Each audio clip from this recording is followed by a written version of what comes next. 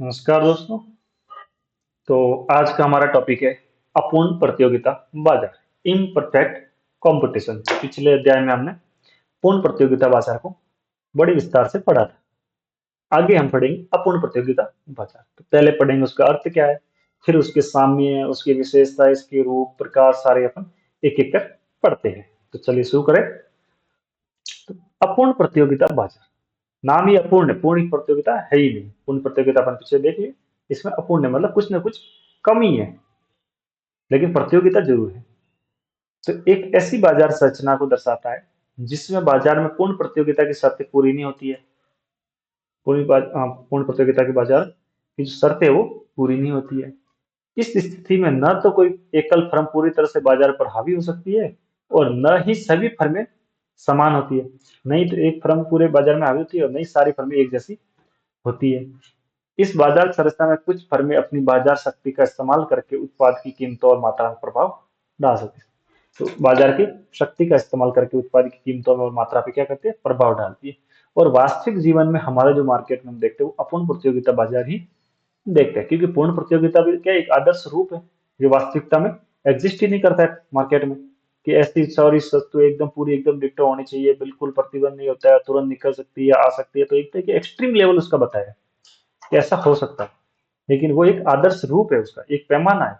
लेकिन वास्तविक जीवन में तो ऐसा मिलता नहीं। अपूर्ण प्रतियोगिता और होती है, वही हमें वास्तविक जीवन में देखने को मिलती है। ठीक है। तो इसके भी कई भाग होते हैं। ठीक है। जैसे द्वयाधिकार जिसमें दो ही उत्पादक होते हैं। ठीक है। या फिर अल्पाधिकार जिसमें कुछ ही होते हैं, 8-10 ही होते हैं। और एक अपूर्ण प्रतियोगिता का एकाधिकारात्मक होता है, मोनोपोलिस्टिक होते हैं। तो इन तीनों को आगे भी पढ़ेंगे। तो पहले पढ़ते हैं अपन अपूर्ण प्रतियोगिता की विशेषता। ठीक है। Characteristics of imperfect competition. पहला क्या है विशेषता, उत्पाद भिन्नता, प्रोडक्ट डिफरेंस। ठीक है। उत्पाद भिन्नता, दो वर्ड आएंगे बार बार आपको। एक तो आएगा कीमत विभेद और एक आएगा उत्पाद विभेद। एक तो आएगा कीमत विभेद, एक आएगा उत्पाद विभेद, मतलब वस्तु विभेद या उत्पाद भिन्नता। एक ही शब्द है, वस्तु विभेद, उत्पाद भिन्नता, उत्पाद विभेद।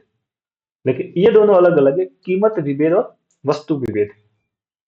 कीमत विभेद तो होगा मोनोपोली में, जो आगे अपन पढ़ेंगे। एकाधिकार बाजार में तो होता है कीमत विभेद, और जो अपूर्ण प्रतियोगिता बाजार होती है उसमें होता है वस्तु विभेद या उत्पाद विभेद। कैसे होता है कीमत विभेद, पहले बताता हूँ। कीमत विभेद क्या होता है कि एक ही वस्तु है, जैसे एक ही बिस्किट है, वो दो जनों व्यक्ति को उसी समय बेच रहा है। एक से तो ले रहा है 10 रुपए, एक से ले रहा है 12 रुपए। तो ये तो क्या होगा कीमत विभेद, मतलब कीमत में भेद कर रहा है। वस्तु वही है लेकिन कीमत अलग अलग ले रहा है, उसको तो कहते हैं कीमत विभेद।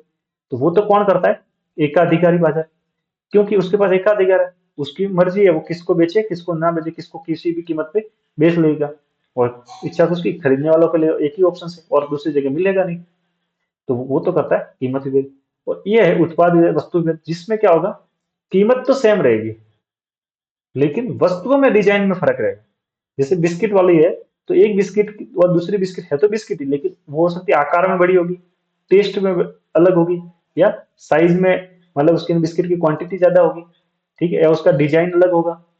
ठीक है। या उसका पैकेजिंग अलग होगी। इस तरह से उसके क्या करते हैं, उत्पाद में भी भेद करते हैं। ये किसमें होगा, अपूर्ण प्रतियोगिता। तो ध्यान रखना, वस्तु विभेद किसमें होगा, अपूर्ण प्रतियोगिता में। चलिए। ठीक है। तो इस बाजार में उत्पाद एक जैसे नहीं होते। उत्पाद एक जैसे नहीं, वे अपने गुण, डिजाइन, गुणवत्ता, ब्रांड नाम या अन्य विशेषताओं में भिन्न होते हैं। उदाहरण के लिए साबुन, टूथपेस्ट, कपड़े आदि अलग अलग ब्रांड और विशेषताओं के साथ उपलब्ध होते हैं। मार्केट में देखते हो ना, साबुन मिलता है, लेकिन सब साबुन एक जैसे थोड़ी होते हैं। अलग अलग कलर में होंगे, अलग अलग आकार में होंगे, अलग अलग ब्रांड के होंगे, उसके ब्रांडिंग अलग अलग कर रहे हैं, उनमें जो इंग्रेडिएंट होंगे वो थोड़े बहुत अलग अलग होंगे। पर आखिर में काम तो क्या करते हैं, कपड़े धोने का होगा तो कपड़े धोएगा, और नहाने का होगा तो साबुन नहाएगा ही। वो टूथपेस्ट है तो क्या करोगे, उसके भंजन नहीं करना है, लेकिन है तो सारे अलग अलग। तो वो क्या गया, उत्पाद भिन्नता। ऐसे थोड़ी, इसलिए आप टूथपेस्ट खरीदने जाते हैं तो क्या कहते हैं कि मुझे उस ब्रांड का चाहिए, वो चाहिए टूथपेस्ट, क्योंकि उनमें भिन्नता है। और काम सारे एक ही करते हैं। दूसरा है प्रवेश और निकासी पर बाधा है। आसानी से प्रवेश और निकासी कर तो सकते हैं, क्या मतलब उस बाजार में नई फर्म आराम आ सकती है, और पुरानी फर्में जा सकती है बाजार को छोड़कर, लेकिन इतनी आसानी से नहीं जा सकती जितनी पूर्ण प्रतियोगिता में होती है कि वहां पे 1 सेकंड में निकले या सेकंड में आए। यहाँ पे इतना आसानी से नहीं जा सकती, इसमें कुछ बाधाएं होती है, कुछ रेस्ट्रिक्शन होते हैं। ठीक, तो अपूर्ण प्रतियोगिता में नई फर्मों के लिए बाजार में प्रवेश करना आसान नहीं होता है, क्योंकि इसमें क्या होता है, पेटेंट्स, लाइसेंस, उच्च पूंजी होती है, ज्यादा पूंजी होती है, और ब्रांड की वफादारी जैसी बाधाएं नई फर्मों के लिए चुनौतियां प्रेषित करती है। और इसी प्रकार मौजूदा फर्मों के लिए बाजार से निकलना भी कठिन होता है, क्योंकि उन्होंने इतना पैसा लगा दिया होता है, इतने लाइसेंस लिए होते हैं, इतनी सारी उनके ब्रांड की वैल्यू बन चुकी होती है, और अब वो छोड़ के अगर चली भी जाएगी तो उनको आसानी से वो छोड़ के जाती भी नहीं है। ठीक है, इसलिए बाधाएं होती है। नेक्स्ट तीसरा है मूल्य निर्धारण पर नियंत्रण, प्राइस पे कंट्रोल। प्राइस पे कंट्रोल, मूल्य उसका निर्धारित कौन करेगा, कीमत का प्राइस निर्धारण कौन करेगा। ठीक है, तो पूर्ण अपूर्ण प्रतियोगिता में फर्मों के पास अपने उत्पाद की कीमत निर्धारित करने की शक्ति होती है। पूर्ण प्रतियोगिता में तो कौन करता था, उद्योग करता था, और यहाँ पे कौन करेगा, फर्म करेगा। इसलिए मैंने बोला फर्म और उद्योग में कंफ्यूजन नहीं होना है, इसलिए ध्यान रखना, यहाँ पे कौन करेगा, अपूर्ण प्रतियोगिता में उस उत्पाद की कीमत कौन निर्धारित करेगा, फर्म करेगी। ठीक है, यह शक्ति उन्हें बाजार में प्रतिस्पर्धा की कमी या उत्पाद की अनोखी विशेषताओं के कारण मिलती है, क्योंकि यहाँ पे कीमत कैसे, कि अगर वो अच्छी क्वालिटी या अच्छे मटेरियल के कारण उसकी गुणवत्ता या ब्रांडिंग अच्छी है तो उसके हिसाब से प्राइस बढ़ा सकता है और कम कर सकता है, फिर भी उसका माल बिकेगा। ज्यादा कीमत भी रखेगा तो भी उसका माल बिकेगा। क्यों बिकेगा, क्योंकि उसने उसकी ब्रांडिंग या वफादारी उसने इस तरह से वो निभा रखी है, ताकि उस लोग उसको ज्यादा कीमत देने के लिए भी तत्पर रहेंगे, और कम कीमत की वस्तु उपलब्ध होगी मार्केट में फिर भी वो उसे नहीं खरीदेंगे। ठीक है, इसलिए कीमत कौन निर्धारित करती है, फर्म खुद कर रही है, मार्केट से थोड़ी हो रहा है, नहीं हो रही ना, इसी प्रकार। ठीक है, नेक्स्ट है अधूरी जानकारी, इम्परफेक्ट इंफॉर्मेशन। पूर्ण प्रतियोगिता बाजार में तो क्या हो रही थी, दोनों को, क्रेता विक्रेता को बाजार की पूरी जानकारी होती थी, इसमें पूरी जानकारी नहीं होती है। जो खरीदने वाले उनको मार्केट के अंदर जो वस्तु है वो देख, उनको पूरी जानकारी भी नहीं होती कि क्या हमारे यूज की है भी है कि नहीं, क्या अपन जो उसको खरीद रहे हैं वो सही है भी है कि नहीं, वो बस अंधे होकर खरीदते हैं, उनको ज्यादा जानकारी होती नहीं है। और वास्तविकता में हमें यही देखने को मिलता है, आज अपन कपड़े खरीदने जाते हैं तो कीमत से डिसाइड करते हैं, कि अगर 10,000 की कोई शर्ट है तो कहेंगे अरे बहुत अच्छी है, बहुत ज्यादा कीमत है, और वही 500 की अगर उससे बेस्ट मिलेगी तो भी कहेंगे, वो क्या कहेंगे, खराब है। क्योंकि क्या होता है, कीमत से निर्धारित करते हैं, वस्तु की क्वालिटी को पहचान ही नहीं पाते कि वस्तु कैसी है, क्या है, हमारे लायक है भी है कि नहीं है। ठीक है, तो इसलिए अपूर्ण प्रतियोगिता बाजार में क्या होती है, अधूरी जानकारी होती है, और वही वास्तविक जीवन में हमारे एग्जिस्ट करती है। इस बाजार में उपभोक्ताओं और फर्मों के पास बाजार और उत्पादों के बारे में पूरी जानकारी नहीं होती है। उपभोक्ता उत्पाद की गुणवत्ता, कीमत और उपलब्धता के बारे में अधूरी या अस्थिर जानकारी होती है, उसको पता भी नहीं होता कहाँ मिल रहा है, उसके जैसी और की जगह क्या है, ऐसी गुणवत्ता की कीमत के बारे में कोई ज्यादा दूसरी जगह क्या कीमत में मिल रहा है, कोई ज्यादा जानकारी नहीं होती, होती भी है तो अधूरी होती है ना। ठीक है, नेक्स्ट है बाजार में सीमित प्रतिस्पर्धा, लिमिटेड कंपटीशन। इसमें इतना कंपटीशन नहीं होता है, क्योंकि फर्में तो होती है लेकिन इतनी भी ज्यादा नहीं होती कि जो पूरे उसका नियंत्रित नहीं कर पाए एक फर्म। ठीक है, तो अपूर्ण प्रतियोगिता में बाजार में सीमित प्रतिस्पर्धा होती है, प्रतिस्पर्धा तो लेकिन इतनी नहीं होती है। कुछ फर्में बड़े आकार या विशेषताओं के कारण बाजार पर हावी होती है। तो मान लो अगर 100-200 है, बिस्किट बनाने वाली 100 कंपनियां हैं तो बहुत है, लेकिन उसमें से मान लो 4-5 कंपनी ऐसी होगी जिनका पास बहुत ज्यादा पैसा होगा, और वो जो बड़े लेवल पे उत्पादन करती है तो वो हावी रहेगी, वो जैसे चलेगी बाकी फर्में उनका पीछे पीछे चलेगी। जबकि छोटे फर्में इस प्रतिस्पर्धा का असमर्थ रहती है, अगर वो उनका नहीं उनका समर्थन करेगी तो वो उनके इस प्रकार से टैकल करेंगे कि उनको बाजार छोड़ के जाना पड़ेगा, घाटे में डूब जाएगी, उनका माल ही नहीं बिकेगा, क्योंकि वो इस तरह से उनका रणनीति पे फंसा देंगे। नेक्स्ट है विज्ञापन और ब्रांडिंग का महत्व। तो हमेशा ध्यान रखना, विज्ञापन और ब्रांडिंग किस में करनी पड़ती है, अपूर्ण प्रतियोगिता बाजार में। अपूर्ण प्रतियोगिता बाजार में विज्ञापन और ब्रांडिंग के बिना तो आप एग्जिस्ट ही नहीं कर पाओगे, जरूरी है। तो आज के टाइम कैसा है, विज्ञापन का टाइम है। ठीक है, अगर विज्ञापन करोगे तो आपका माल बिकेगा, नहीं बिकेगा तो आपका माल अच्छे से अच्छा होगा लेकिन इस साइड में पड़ा रहेगा। ठीक है, तो फर्में अपने उत्पाद को अलग दिखाने और ग्राहकों को आकर्षित करने के लिए विज्ञापन और ब्रांडिंग बड़े पैमाने पर उपयोग करती है। यह उन्हें अपने उत्पाद भिन्नता उजागर करने और उपभोक्ता की मांग को प्रभावित करने में मदद करती है। इसलिए तो विज्ञापन के माध्यम से आप अपनी खराब से खराब प्रोडक्ट को अच्छे से अच्छे दाम में बेच सकते हो, और अगर अच्छे से अच्छे प्रोडक्ट को बिना विज्ञापन के आप नहीं बेच सकते। आज की ये हकीकत है। इसलिए तो आज का युग ही पूरा विज्ञापन का युग है, एडवर्टाइज का युग है। नेक्स्ट है अलाभकारी स्थिति, प्रतिस्पर्धा कौन सी है? Non price competition. कंपटीशन कैसा होगा? नॉन प्राइस, कीमत प्रतिस्पर्धा नहीं होगी, कीमत के अलावा प्रतिस्पर्धा होगी। ठीक है, तो अपूर्ण प्रतियोगिता में फर्में सभी कीमतों के आधार पर प्रतिस्पर्धा नहीं करती, बल्कि उत्पाद की गुणवत्ता, वो क्या करेंगे? बिस्किट है तो 10 रुपए की बिस्किट सारी कंपनियां बेच देगी, ठीक है, लेकिन क्या करेगी? क्वालिटी अलग रखेगी, उसकी सर्विस अलग रखेंगे, उस पैकेजिंग अलग रखेंगे, उसके साथ सुविधाएं होगी वो अलग रखेंगे, उनसे कंपटीशन करेगी। तो जो अच्छी सुविधा, अच्छी गुणवत्ता, अच्छी पैकेजिंग देगा तो लोग उसकी तरफ आकर्षित होंगे, तो वो खरीदेंगे, तो उसका माल बिकेगा, बाकी वाले का नहीं बिकेगा। तो कैसी स्थिति पर कंपटीशन हो रहा है? अलाभकारी, प्राइस को लेकर नहीं हो रहा है, प्राइस के अलावा चीजों से होता है कंपटीशन। तो इसको क्या कहते हैं? गैर मूल्य आधारित प्रतिस्पर्धा। नेक्स्ट है अल्पकालिक और दीर्घकालिक लाभ। अपूर्ण प्रतियोगिता में अल्पकाल में कैसा लाभ होता है और दीर्घकाल में कैसा लाभ होता है, वो देखते हैं। तो अपूर्ण प्रतियोगिता में फर्म को अल्पकाल में असामान्य लाभ कमा सकती है, हालांकि दीर्घकाल में नए फर्मों के प्रवेश के कारण सामान्य लाभ पर। ठीक है, तो भाई इस स्थितियां तीनों कौन सी रहनी है? पूर्ण प्रतियोगिता वाली। स्थितियां कौन सी रहनी है? पूर्ण प्रतियोगिता वाली। मतलब अल्पकाल में फर्मों को क्या मिल सकता है? असामान्य लाभ भी मिल सकता है, सामान्य लाभ भी मिल सकता है, हानि भी हो सकती है, और दीर्घकाल में क्या होगा? सामान्य लाभ। और यही तीनों स्थितियां किसमें थी? पूर्ण प्रतियोगिता से। तो इनमें स्थितियां कौन सी रहनी? सेम ही सेम है, लेकिन इनके ग्राफ अलग रहेंगे। ठीक है, स्थितियां सेम रहेगी लेकिन ग्राफ अलग अलग। ठीक है, जिनको अब अपूर्ण प्रतियोगिता में साम्य या संतुलन के रूप में देखेंगे। तो अपूर्ण प्रतियोगिता के अंदर साम्य के लिए दो विधियां है, जो पीछे भी अपने पूर्ण प्रतियोगिता में भी दो विधियां देखी थी, इसमें भी दो विधियां है। एक एक कर देखते हैं। पहली तो है कुल आगम और कुल लागत। इस विधि के अनुसार अपूर्ण प्रतियोगिता के अंतर्गत वस्तुओं का मूल्य एवं उत्पादन का निर्धारण उस बिंदु पर होता है जब फर्म की कुल लागत और कुल लागत में सर्वाधिक अंतर होता है। इस प्रतियोगिता में फर्मों द्वारा लाभ में वृद्धि करने हेतु, बिक्री बढ़ाने हेतु मूल्य में कमी करनी होगी, और फर्म का टीआर वक्र प्रारंभ में बढ़ता हुआ और अंत में गिरता हुआ होता है। कैसा होता है?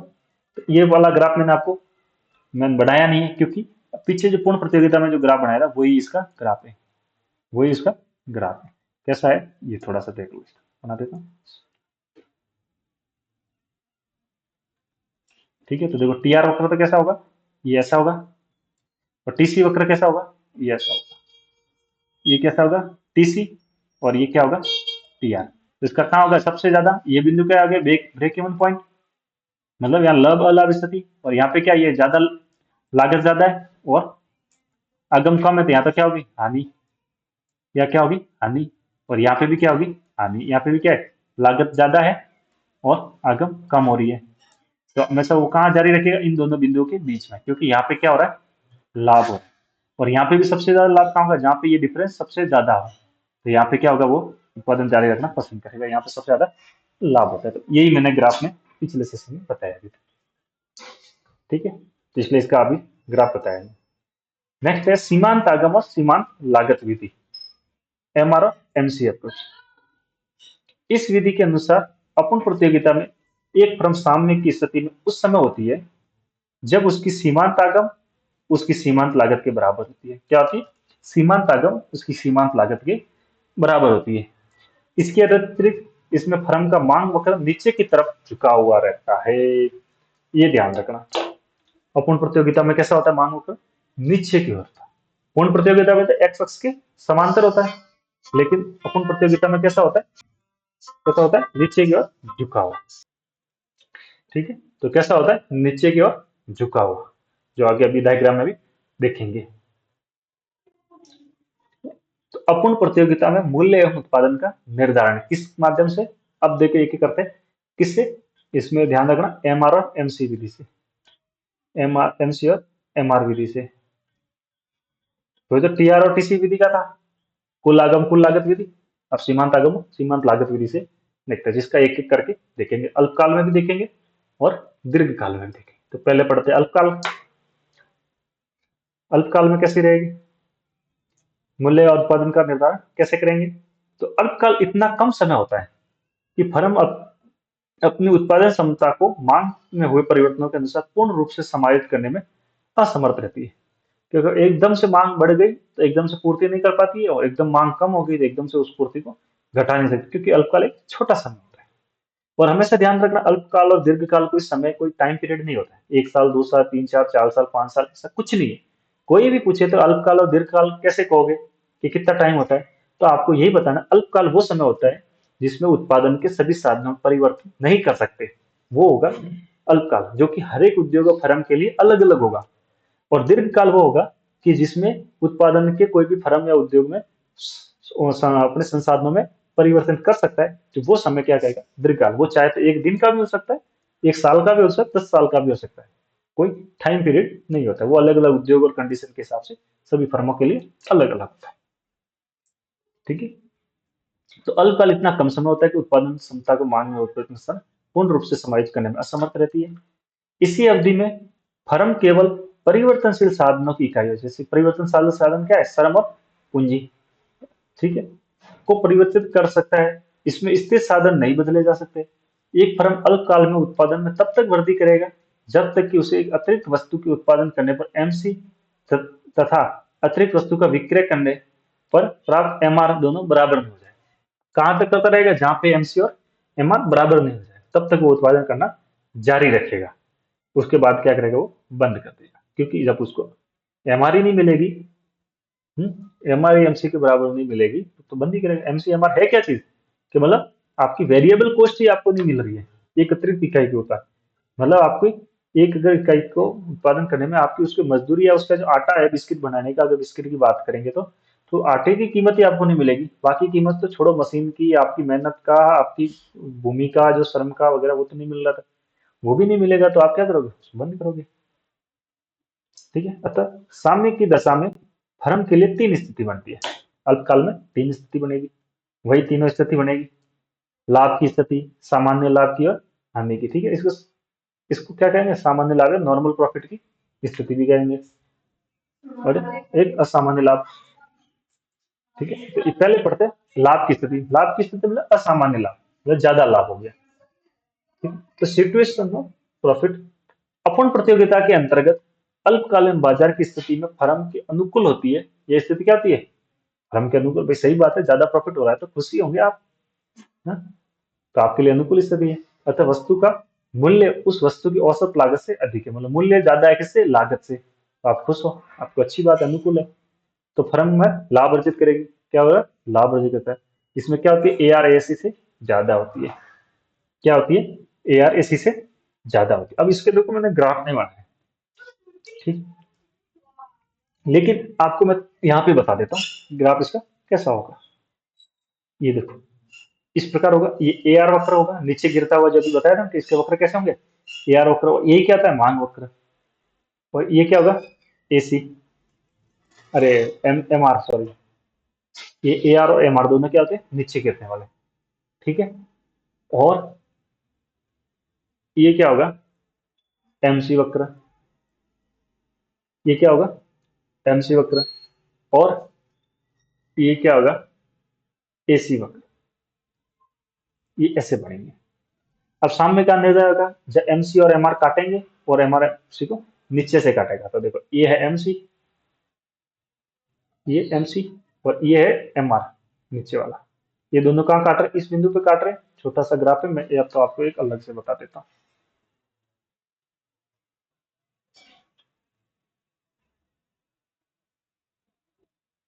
ठीक है। ये मैं आपको यहाँ बता दूंगा, जैसे इस पॉइंट पे चलेंगे, ये हमारा ए आर, ये ले लो,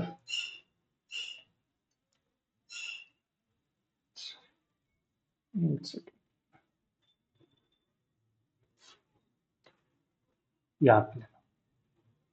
ठीक है।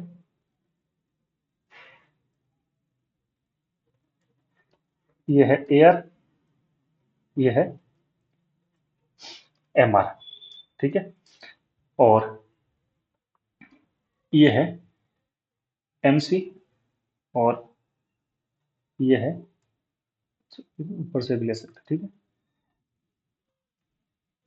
एम सी और ए सी। ठीक है। ये मूल बिंदु है, ये एक्स अक्ष है, और ये वाई अक्ष है। यहाँ पे क्या है, लागत, और यहाँ पे उत्पादन की मात्रा, क्वांटिटी यहाँ रहेगी। ठीक है। तो अब देखो, पहले तो अपनी शर्त है कि पहले साम्य संतुलन निर्धारित करो। तो संतुलन कहाँ निर्धारित होगा, जब एम आर और एमसी काट रहे। एम आर और एमसी कहाँ काट रहे हैं, ये देखो इस बिंदु पे। तो यहाँ पे एक बिंदु बना दो। अब क्या करो, इस लाइन से सीधी रेखा खींच दो, जैसे खींच लो, कोई दिक्कत नहीं। अब अपने को लागत कहाँ होगी और आगम कहाँ होगी वो देखना। तो औसत आगम तो कहाँ होगी, एवरेज वाले। ए आर कहाँ है, ये वाला वक्र है ना, ये वाला वक्र जो सीधा जा रहा है इधर से, ये वाला पूरा वक्र। तो यहाँ से तो क्या होगी अपने आगम, मतलब ये रिवेन्यू आर लिख लो, ठीक है। और लागत कहाँ होगी, एसी। इसी लाइन कहाँ कट कर रही है, ये देखो यहाँ पे, ये एसी वक्र जा रहा है ना इधर से। तो ये अपनी लागत निकल गई। तो इसको सी कर दो, यानी कॉस्ट लग रही। तो अपने ये क्या होगा, देखो लागत कम है और रिवेन्यू ज्यादा, मतलब ये क्या हो रहा है, असामान्य लाभ हो रहा है, ठीक है। और ये क्या है, क्वांटिटी की मात्रा से जरूर, तो ये क्या हो रहा है, लाभ की स्थिति, ठीक है। आया समझ में? तो क्या हो गया, लाभ की स्थिति ऐसा होगी। अब दूसरा है सामान्य लाभ की स्थिति। अपूर्ण प्रतियोगिता की दशा में किसी फर्म को सामान्य लाभ उस दिशा में मिलता है जब फर्म की उत्पादित वस्तु के लिए मांग कमजोर हो। क्या हो, मांग कमजोर हो, अथवा उसके निकट स्थानापन्न उपभोक्ताओं के लिए उपलब्ध हो। इसमें फर्म का औसत आगम और औसत लागत दोनों बराबर होते हैं, एसी और यह बराबर होता है। क्या होता है, एसी और यह बराबर होता है, ठीक है। तो चलिए इसको भी मैं आपको डायग्राम में बता देता हूँ, सामान्य लाभ का भी बता देता हूँ। ये है, ये ए आर, ये एम आर। क्या है एम आर, ये है ए आर, ठीक है। ए आर एम आर का वक्र ऐसा होगा हमेशा, ठीक है। और ये क्या है, ए सी। और ये क्या है हमेशा, ये ए सी। और ये है एम सी। अब देखो अपना कहाँ होगा साम्य निर्धारित, जहाँ एम आर और एम सी काटेंगे। एम आर एम सी कहाँ काट रही है, इधर से लाइन खींच ली, और इसको क्या कर दो, ऊपर खींच दो ऐसे सीधी। अब देखो अपनी आगम कहाँ प्राप्त होगी, जहाँ ए आर को काट रहा है। ए आर को किस पॉइंट पे काट रहा है, इस पॉइंट पे, क्योंकि ये देखो सीधी रेखा आ रही है ना, ये कहाँ आ रही है, इसी पॉइंट पे आ रही है। ये तो अपने होगी रिवेन्यू, क्या होगी, रिवेन्यू। और कॉस्ट कहाँ होगी, एसी कहाँ काट रही है, तो देखो एसी भी ये इधर ही काट रही है, उसी बिंदु पे क्या एसी है। एसी के लिए भी क्या है, यही वक्र है, मतलब दोनों बिंदु एक ही है। इसका मतलब क्या हो रहा है यहाँ पे, नॉर्मल प्रॉफिट। मतलब यहाँ पे क्या हो रहा है, एसी और एआर दोनों बराबर है। मतलब क्या हो रहा है, ना लाभ हो रहा है ना हानि हो रही है, दोनों बराबर है, ठीक है। तो ये कैसा हो गया, सामान्य लाभ। अब नेक्स्ट है हानि की स्थिति। यदि अल्पकाल में वस्तु का मूल्य फर्म के प्रतिकूल हो, तो साम्य अवस्था में फर्म को औसत लागत तथा फर्म की औसत आय से अधिक होती है, इसलिए फर्म को क्या उठानी पड़ती है, हानि। इस स्थिति को रेखा सूत्र से भी स्पष्ट कर, मतलब इसमें क्या होगा, एसी है वो ए आर से ज्यादा होगा, तो लागत ज्यादा होगी और आय कम होगी, ठीक है। इसको भी देख लो, दो देख ले तो तीसरा भी देख ले। हालांकि मुझे डायग्राम इसको बताने की जरूरत नहीं थी, क्योंकि मोनोपोली में है यही डायग्राम बढ़े, जो एकाधिकार बाजार आएगा ना उसमें यही डायग्राम आएगा। मेरा विचार था वहां बताने का, दोनों की सेम स्थिति है, ठीक है। लेकिन यहाँ पे भी देख लीजिए, ये ए आर वक्र, ये एम आर वक्र, ठीक है। ये एम सी और ये ए सी।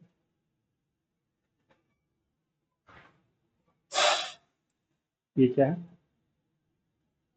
एम सी, ये है, sorry, ये है एम सी और ये है ए सी,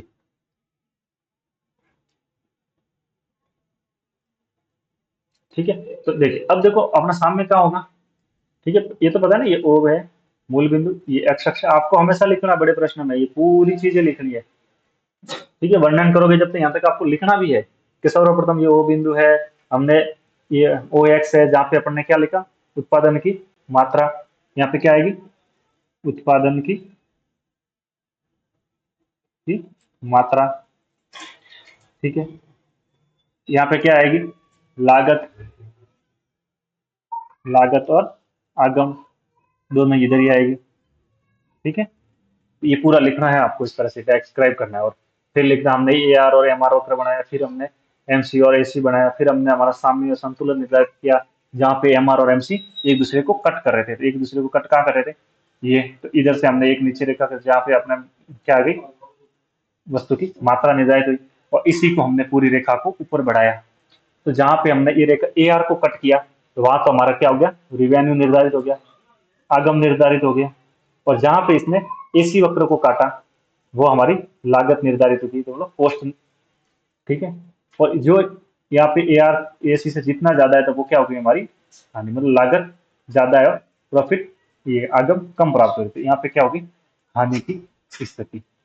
और ये किसमें हो रही है, अल्पकाल में। तीनों स्थितियां किसमें बढ़ेगी, देखो स्थितियां तो तीनों किसके जैसी बन रही है, पूर्ण प्रतियोगिता के जैसी, लेकिन ग्राफ किसके जैसे बनेगा, एकाधिकार के जैसे। इसलिए ये बार बार आएंगे ग्राफ, हर जगह आपको थोड़े बहुत आपस में सिमिलर ग्राफ लिखेंगे, लेकिन कंफ्यूजन नहीं होना, सबको अलग अलग टाइप से हो सकता है, सेम टू सेम भी ग्राफ बनेंगे, लेकिन वो स्थिति अलग अलग होगी।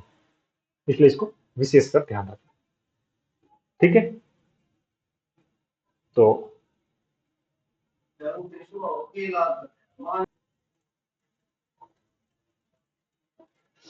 ठीक है, तो दीर्घकाल में जो फर्म का सामी है, और आगे का जो सेशन है वो अगले सेशन में पढ़ेंगे, कि लंबा वीडियो हो जाएगा।